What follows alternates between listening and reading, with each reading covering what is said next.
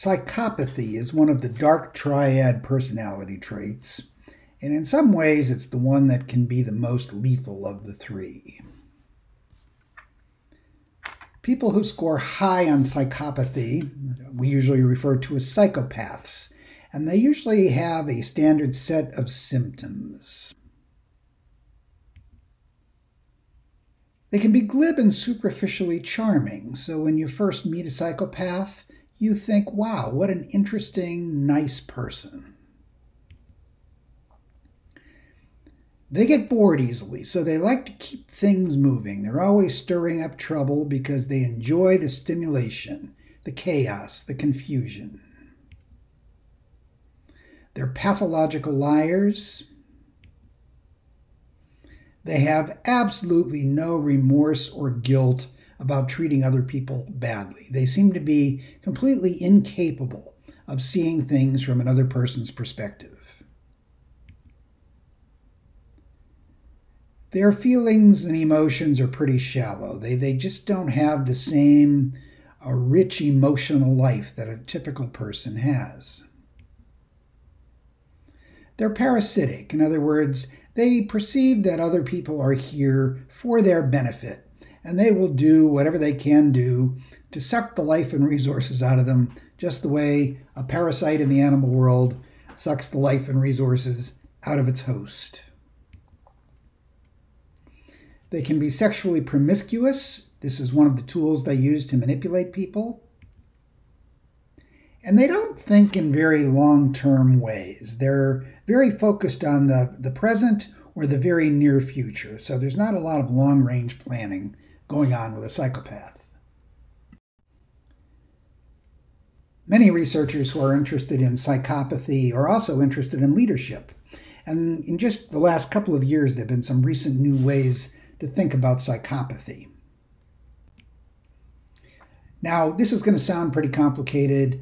I don't want you to try to remember all of the stuff that's on here. This is just to give you an idea of how we're now thinking about psychopathy as it relates to leadership. So imagine that we have 8 adjustable dials. One of them is for something called fearless dominance. And within that one, there are 3 other little dials that have to do with fearlessness, immunity to stress, and ability to influence others. And then you've got the self-centered impulsivity that contains things like Machiavellianism, rebellious nonconformity, externalizing blame, not planning. Now, when you think about it, we want our leaders to have some of these things, but not all of them.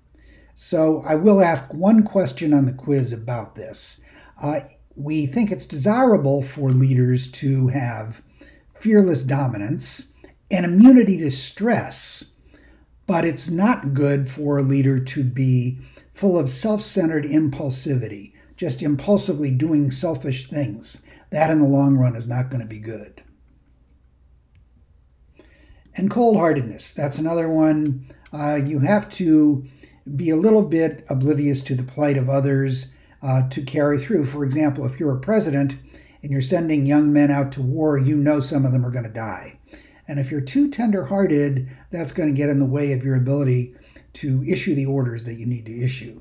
So cold-heartedness sounds like a bad thing, and it can be, but you need some of it. So successful leaders have to be able to make decisions under pressure. They have to have some charm and be able to present themselves well, and they need to be supremely self-confident. And therefore, they should score high on cold-heartedness, high on fearless dominance, but score low on self-centered impulsivity. And there have been some fascinating studies that have done a historical analysis of past presidents and other world leaders, and also looking at presidential candidates in terms of these personality traits. And they're assessed on these traits by experts and historians who've written biographies of them.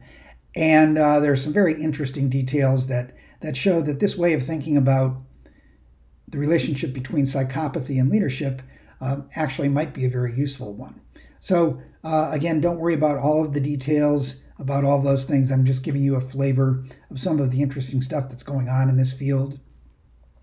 But do keep in mind that you don't want your leaders to be high on self-centered impulsivity.